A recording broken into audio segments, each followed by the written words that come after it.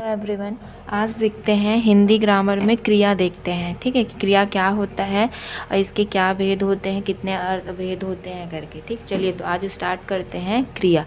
ठीक, तो रचना या कर्म के आधार पर क्रिया के भेद दो होते हैं। सबसे पहला जो होता है वो अकर्मक क्रिया होता है और दूसरा जो होता है वो सकर्मक क्रिया होता है। तो सबसे पहले देखते हैं कि अकर्मक क्रिया क्या होती है। वाक्य में कर्म अनुपस्थित रहता है। वाक्य में क्रिया के फल का प्रभाव सीधे कर्ता पर पड़ता है। वाक्य में कर्ता की प्रधानता होती है। वाक्य में क्या लगाने पर उत्तर की प्राप्ति नहीं होती है और जहाँ कार्य संपन्न होता है उसे आधार कहते हैं, कर्म नहीं। ठीक, जैसे एग्जाम्पल में देखते हैं, राम पढ़ता है। ठीक है, अब हमें इसमें क्या का उत्तर नहीं मिल रहा है। राम क्या है भाई, राम पढ़ता है तो आंसर नहीं मिल रहा है, क्या भी लगाओ। तो सीता गाती है, सीता क्या है। ठीक, आंसर नहीं मिला। मोर जंगल में नाचते हैं। ठीक है, मोर जंगल में क्या है, क्या आंसर ही नहीं मिल रहा है। ठीक, पक्षी आकाश में उड़ते हैं। छात्र मैदान में खेलते हैं। अध्यापक पढ़ा रहे हैं। शीला नाच रही है। ठीक है, ये होते हैं अकर्मक क्रिया के एग्जाम्पल्स। ठीक, ये सारे ना अकर्मक क्रिया कहलाते हैं। अब दूसरा देखते हैं सकर्मक क्रिया। सकर्मक क्रिया में जहाँ कर्म उपस्थित हो, ठीक, जहाँ कर्म उपस्थित हो, जहाँ क्रिया के फल का प्रभाव सीधे पर ना पड़कर कर्म पर पड़ता है। ठीक है, सीधे कर्ता पर ना पड़कर क्या होता है, कर्म पर पड़ता है। ठीक, तो वो क्या हो जाता है, सकर्मक क्रिया होता है। थर्ड पॉइंट देखते हैं कि जहाँ वाक्य में कर्म की प्रधानता हो, वाक्य में क्या लगाने पर उत्तर की प्राप्ति हो। ठीक, जैसे इसका एग्जाम्पल देखते हैं कि देवेश ने रामायण पढ़ी। ठीक है, तो इसमें अब क्या लगा के देखते हैं उत्तर मिलता है कि नहीं मिलता है। देवेश ने क्या पढ़ी, देवेश ने रामायण पढ़ी। सीता ने गाना गाया, सीता ने क्या गाया, सीता ने गाना गाया। ड्राइवर बस चला रहा है, ड्राइवर क्या चला रहा है, ड्राइवर बस चला रहा है। सब में हमको क्या का आंसर मिल रहा है। जैसे कोई सेंटेंस है उसमें हमको ये देखना है क्या लगा के। ठीक है, तो अगर क्या का आंसर मिल गया तो वो सकर्मक हो जाएगा और क्या का आंसर अगर नहीं मिल रहा है तो वह अकर्मक हो जाएगा। ठीक है, इसी प्रकार से बहुत सारे एग्जाम्पल हैं। माली ने पके पके आम तोड़े। बच्चे आकाश में पतंग उड़ा रहे हैं। छात्र मैदान में क्रिकेट खेल रहे थे। मोर जंगल में वर्षा के कारण नाचते हैं। ठीक, अब देखते हैं अर्थ या प्रयोग के आधार पर क्रिया के भेद। ठीक, तो अर्थ के आधार पर 8 भेद हैं और प्रयोग के आधार पर कितने हैं, 10 भेद हैं। ठीक, तो हम लोग देखते हैं सबसे पहला अर्थ के आधार पर मूल क्रिया धातु। ठीक है, मूल क्रिया जिसे धातु भी कहा जाता है, जैसे मौलिक क्रिया भी कहा जाता है। सेकंड में है सामान्य क्रिया। थर्ड में है साधारण क्रिया। फोर्थ में है सहायक क्रिया। फिर संयुक्त क्रिया, पूर्वकालिक क्रिया, देन प्रेरणार्थक क्रिया, फिर द्विकर्मक क्रिया, नाम धातु क्रिया, क्रियार्थक क्रिया। ये सारे क्रिया 8 तक जितने भी हैं वो सारे अर्थ के भेद हैं, अर्थ के आधार पर। और जो 9वां 10वां मिला के क्या हो जाता है, वो प्रयोग के आधार पर क्रिया के भेद हैं। ठीक है, तो अब देखते हैं एक एक करके इसके सब बाकी डिटेल्स को। सबसे पहले देखते हैं मूल क्रिया धातु। मूल क्रिया धातु क्या होता है, पहला इसका देखते हैं। क्रिया का सबसे छोटा रूप मूल क्रिया अर्थात धातु कहलाता है। ठीक है, क्या होता है, क्रिया का सबसे छोटा रूप मूल क्रिया अर्थात धातु कहलाता है। इसे मौलिक क्रिया भी कहा जाता है। ठीक है, इसी को ही मौलिक क्रिया भी कहा जाता है। जैसे एग्जाम्पल में खा, पी, खेल, पढ़, चल, हंस, कूद, लिख। ठीक है, सबसे छोटा रूप मूल क्रिया अर्थात धातु कहलाता है। ठीक, छोटा रूप मतलब खा। अब इस खा में हम आगे शब्द जोड़ेंगे तभी कोई सेंटेंस शब्द बनेगा, इसलिए इसको छोटा रूप कहा गया है। खा, पी। अब पी का कोई मीनिंग तो नहीं आ रहा है, लेकिन इसमें कुछ जोड़ेंगे तो पीना हो जाएगा, पिलाया हो जाएगा, पी रहा है। कुछ भी सेंटेंस जोड़ेंगे तो आगे हम लोग का एक शब्द बनते जाएगा। ठीक है, तो इसी छोटा शब्द को क्या बोला गया, मूल क्रिया या धातु या मौलिक क्रिया कहा जाता है। अब देखते हैं सामान्य क्रिया। सामान्य क्रिया में क्या होता है कि मूल क्रिया का ना अंत वाला रूप सामान्य क्रिया कहलाता है। ठीक है, मूल क्रिया का ना अंत वाला रूप, ठीक है, सामान्य क्रिया कहलाता है। और उसमें दूसरा धातु प्लस ना मतलब सामान्य क्रिया मतलब ना वाला। ठीक है, तो मौलिक क्रिया के अंत में ना जोड़कर सामान्य क्रिया बनती है। ठीक है, तो मौलिक क्रिया अभी हम लोगों ने पढ़ा था, खा, पी, खेल, पढ़, जा, आ, आस, ये सारे मौलिक क्रिया हम लोग पढ़े थे। अब इसमें ना लगाएंगे। ठीक है, ना धातु के साथ ना जोड़ेंगे तो सामान्य क्रिया बनेगा हमारा। ठीक है, तो देखो खा में हमने ना जोड़ा, खाना बन गया। पी में हमने ना जोड़ा, पीना बन गया। खेल में ना जोड़े, खेलना। पढ़ना, जाना, आना, हंसना, एक शब्द बना ना। ठीक है, एक शब्द बन गया। मूल क्रिया जो था वो छोटा छोटा रूप था, अब उसी को हमने क्या किया, बड़े रूप में शब्द बना लिया।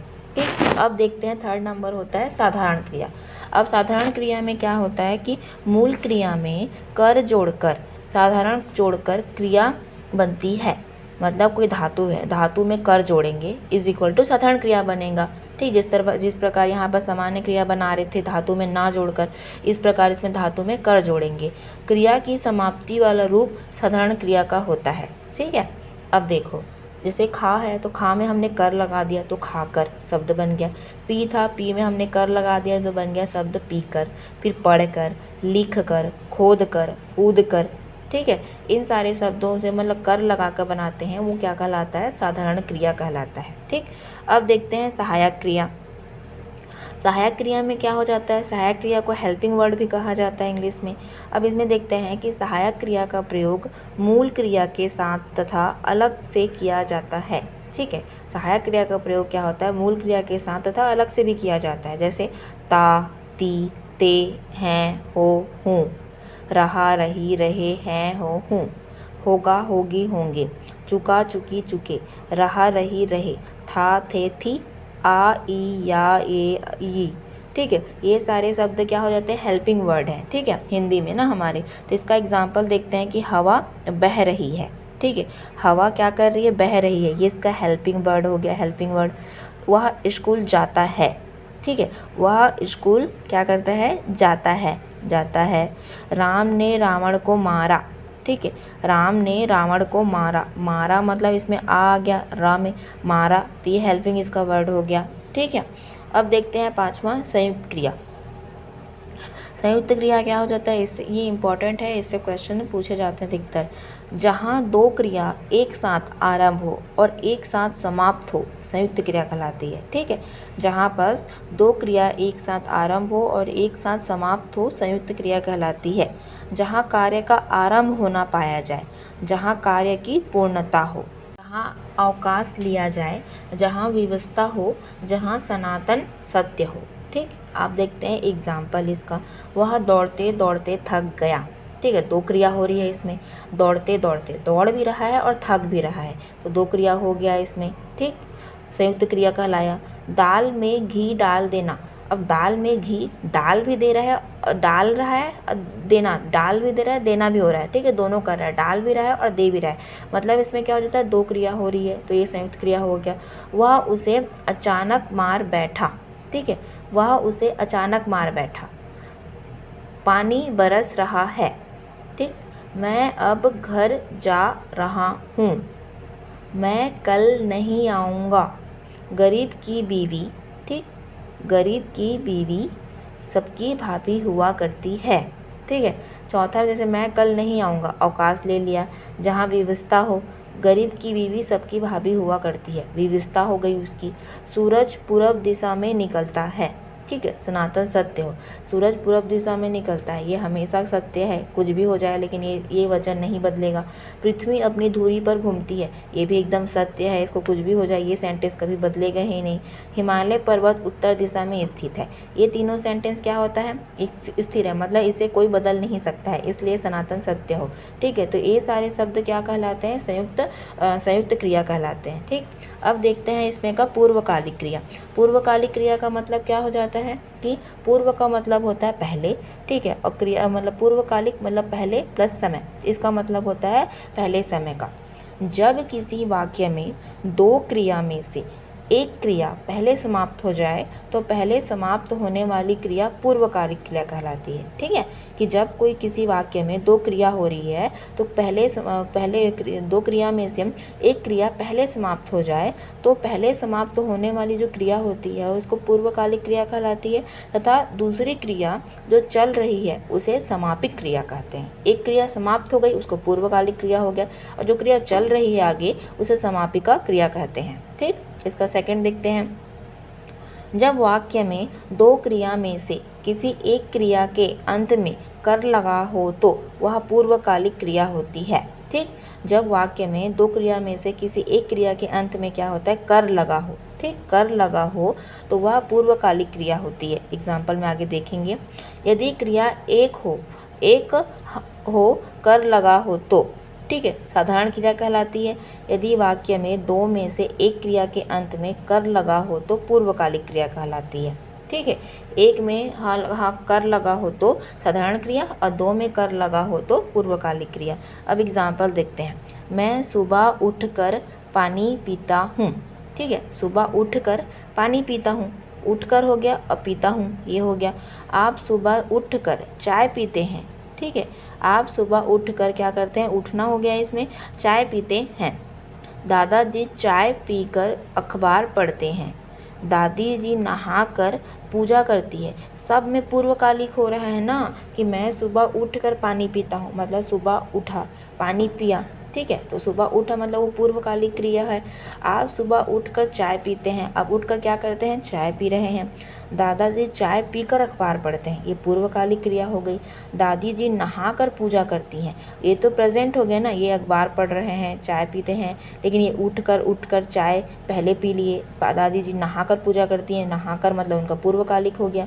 मैं आपको पढ़ाकर कॉलेज जाता हूँ, ठीक है, तो पढ़ाकर मतलब आपको पढ़ा दिए, पूर्वकालिक हो गया। देन उनके बाद वो आगे कॉलेज जा रहे हैं, ठीक है।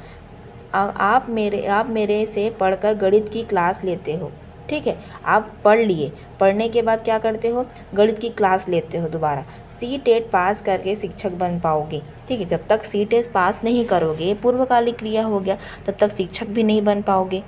हैं 7वां नंबर, प्रेरणार्थक क्रिया क्या होती है, जहाँ कर्ता स्वयं कार्य ना करके दूसरे प्रेरित कर्ता से कार्य करवाता हो, ठीक है। आप पढ़ेगा अच्छे से कि प्रेरणार्थक क्रिया क्या होता है, कि जहाँ कर्ता स्वयं कार्य ना करके दूसरे प्रेरित कर्ता से कार्य करवाता हो। जैसे आप अपने मम्मी से खाना बनवाते हो, ठीक है, आप अपनी बहन से कपड़े धुलवाते हो। वह अपना काम स्वयं नहीं कर रहा है, अपना काम मम्मी से करवा रहा है और बहन से करवा रहा है। तो कोई भी कार्य स्वयं ना करके दूसरों से करवाना, ठीक है, क्या हो जाएगा, वो प्रेरणार्थक क्रिया कहलाएगा। प्रेरित कर्ता के द्वारा की गई क्रिया प्रेरणार्थक क्रिया कहलाती है, ठीक है। अब ये आप में मतलब कोई भी ले लो, ठीक है, चलो मान लो मैं ही हूँ, ठीक है, तो मैं अपनी मम्मी से खाना बनवाती हूँ, ठीक है, तुम अपनी मम्मी से खाना बनवाते हो, मतलब ये तो कुछ नहीं कर रहा है ना, तुम तो अब सब कुछ काम अपनी मम्मी से ही करवा रहे हो, बहन से करवा रहे हो, तो ये क्या हो जाएंगे, प्रेरित कर्ता हो जाएंगे। तो इसी को बोला गया है कि अपना काम स्वयं ना करके दूसरे से करवाना क्या कहलाता है, प्रेरणार्थक क्रिया, ठीक। अब इसका थर्ड देखते हैं। जहाँ वाक्य में दो कर्ता प्रेरक और प्रेरित कर्ता के रूप में कार्य करते हैं, ठीक, प्रेरक कर्ता के साथ ने कारक चिन्ह तथा प्रेरित कर्ता के साथ से कारक चिन्ह का प्रयोग किया जाता है। प्रेरणार्थक क्रिया की पहचान मूल क्रिया में लगे वाया, वाई, वाय प्रत्यय के द्वारा भी की जा सकती है। जैसे देखो, रमेश ने सुरेश से चाय बनवाई, रमेश ने कारक चिन्ह लगा, ठीक है, प्रेरक कर्ता के साथ, सुरेश से प्रेरित कर्ता के साथ से का चिन्ह लगा, ठीक है, तो रमेश ने सुरेश से चाय बनवाई, ठीक है, बाद में प्रेरणार्थक क्रिया में बनवाई में वाई आ गया।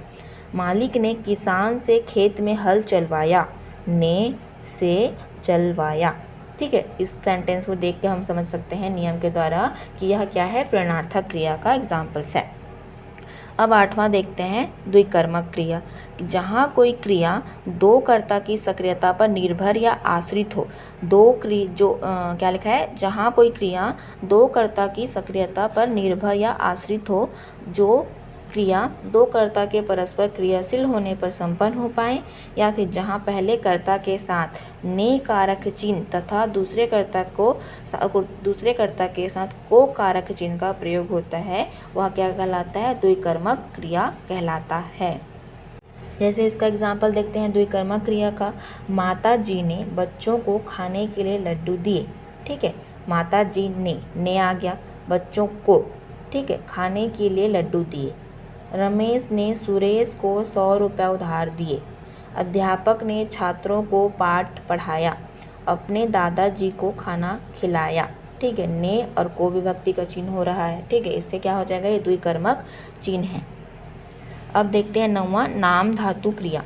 नाम धातु क्रिया क्या हो जाता है, जो क्रिया संज्ञा, सर्वनाम, विशेषण शब्दों में आना, अवाना प्रत्यय लगाकर बनाई जाती है, ठीक है, नाम धातु क्रिया कहलाती है, ठीक है। जैसे देखते हैं इसमें एग्जाम्पल, बतियाना, ठीक है, आना आ गया, लतियाना, चिल्लाना, शर्माना, गुर्राना, हिनहिनाना, भिनभिनाना, टर्राना, दहाड़ना, लज्जाना, मिमियाना, चिघाड़ना आदि। ठीक है, ये सारे शब्द क्या हो जाता है, लाम धातु क्रिया कहलाते हैं। इसी प्रकार जितने भी सारे शब्द आएंगे जिसमें आना शब्द का प्रयोग होगा, प्रत्यय लगा होगा, वो सारे क्या हो जाएंगे, नाम धातु क्रिया हो जाएंगे। ठीक है, पुलिस चोर को लतियाते हुए ले जा रही है। ठीक है, लतियाते मतलब देखो यहाँ पर आते आ गया। ठीक, बच्चे रास्ते में बतियाते हुए जा रहे हैं। ठीक, बतियाते हुए जा रहे हैं, तो ये हो गया। अब देखते हैं 10वां क्रियार्थक संज्ञा। ठीक है, क्रियार्थक क्रिया अच्छा संज्ञा हो जाएगा ये, जो शब्द संज्ञा व क्रिया दोनों अर्थों में प्रयुक्त होते हैं।